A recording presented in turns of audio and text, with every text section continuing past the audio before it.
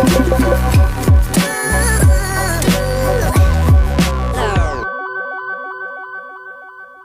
everyone and welcome back to my channel. If you're new here, my name is Kaylin and today I wanted to do another video talking about 10 things to do instead of spending money.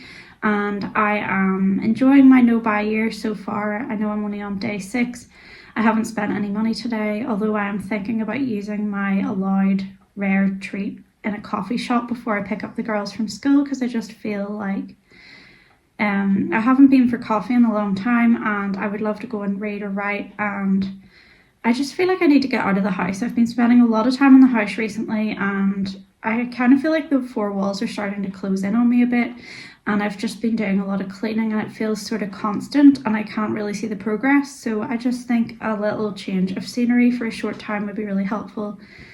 And yeah, so I will go ahead and share my list of activities to do instead of spending money.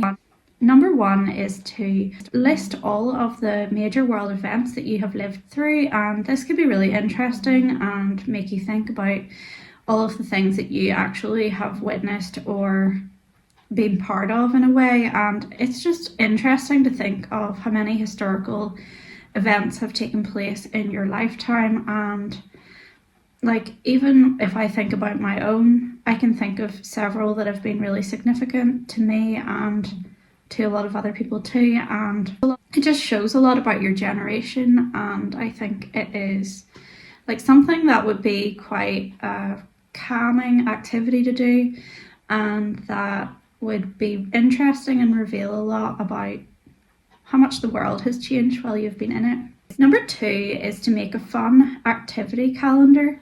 And I think there's a lot of emphasis in January on making planners and really like packed schedules and calendars full of obligations and things we have to do and things we might dread. But I don't really think that we often think of making like a fun calendar, at least not as adults, where you can put in all of the things that you are looking forward to and the free events that might be on nearby and anything that you would like to attend and you don't want to forget about, and just to kind of keep your options visible too. So if you have an empty day and you don't really know what to do, you can just refer to it and find some ideas. And I just think it's a positive activity to do rather than always focusing on what we have to do and what we don't want to do.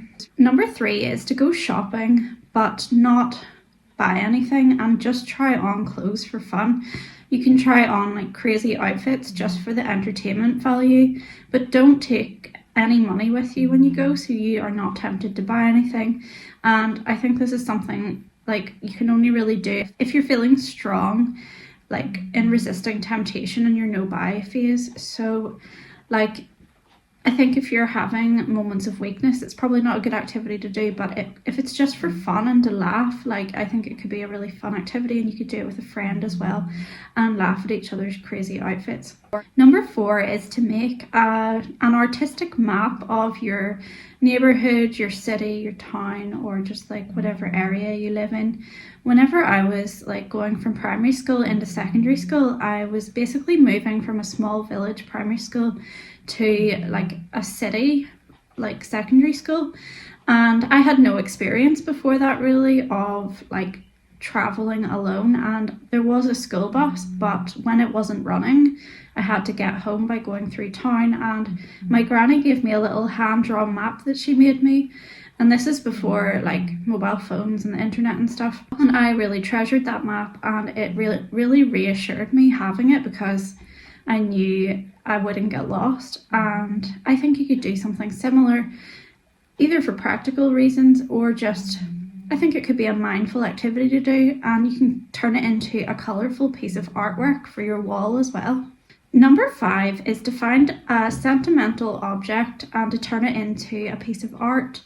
I think like most of us probably have sentimental items somewhere stored in our houses that it's just gathering dust and it's forgotten about. And I would quite often like look at mine when I'm decluttering, but that's the only time that I will, because it's sort of hidden away and I just forget that it's there. But I think it could be a nice idea, if you have an object that you have positive associations with, you could incorporate it into a piece of art and then use it to decorate your house, and at least then it's serving a purpose and it is remembered because it's on display. Number 6 is to choose a music genre for the month and kind of have a music theme for a certain period of time. And I always find after Christmas time that I want to listen to what I find to be cozy music, because I've been listening to Christmas music a lot with my kids, and then suddenly it's gone and it feels like there's a bit of a void. And I still want to listen to something that feels kind of comforting. And I have been listening to a lot of rock and roll and doo-wop because I feel like those genres of music make me feel that way. I also feel like they're a good accompaniment in the background for when we're playing board games and whenever I'm cooking and stuff, driving, and it just cheers me up. Like, for example, I find it really hard to be sad listening to something like Little Richard, and it just puts me in a good mood. And I think you need like a little boost in January after the Christmas period is over and it's into another kind of dark winter month.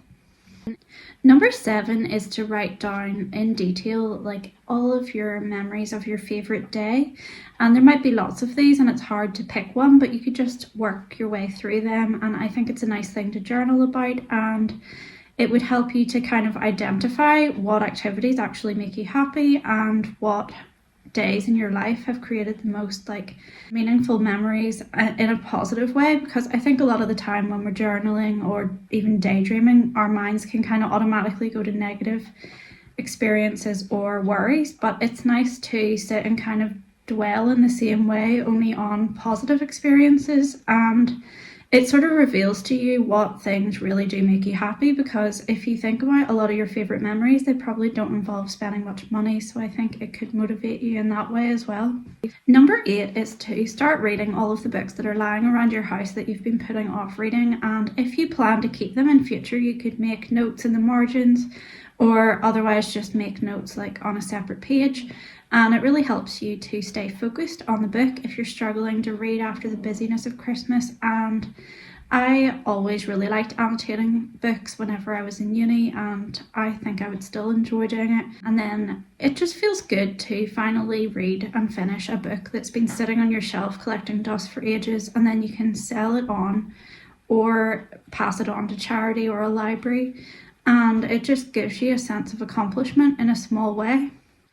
Number 9 is to give yourself permission to declutter any projects you have lying around your house that you don't actually really genuinely want to do. And I think that it's quite telling when you clear out if something has been there for years on end and you still haven't opened it or got around to doing it. Like, what is the reason behind that? Is it because you feel like you should keep it and should do it, but you don't really want to? Or you have other things you just prioritize above it, but then you will probably keep prioritizing the same things over it. So I just think that you should give yourself permission to clear those things out of your physical space and pass them on to someone else who can actually enjoy them. And that in itself can be a really rewarding and fun activity because it just makes you feel so much lighter, and it's a good use of time and a good way to reclaim your space. And yeah, I want to do that really soon because I'm sure there are certain things sitting there that I've made excuses not to do or just held on to because I thought I would one day. But if you don't want to do it today, you probably never will want to do it. And finally, number 10 is kind of a silly one, and it's to make yourself a mini pancake stack. And I got this idea the other day with my daughter because I made her some mini pancakes and she asked if we could put them in a stack, and then to put a little cube of butter on top and maple syrup. And I served hers and mine like that, and it just cheers you up. Like, it's kind of hard to be sad when you're eating a mini pancake stack and it's presented like that, and I just love pancakes in general, and Pancake Tuesday is like one of my favourite days of the year. So I just think you can create it whenever you want in your own home, and yeah, it's just like a fun activity to do, and you can make pancakes in different shapes if you want, if you can be bothered with that kind of thing. Usually I just make normal ones, but I just love them, yeah. I hope that you'll have a great day and that you find these ideas inspiring in some way, and yeah, I hope everybody's getting on well who is joining me in the No Buy year, and I'm just like wishing you lots of luck for that. And I want to make another video soon about how to kind of talk yourself out of wanting to buy things when you're on a no spend. So yeah, thanks for watching, and don't forget to subscribe for more content, and I'll see you soon. Bye.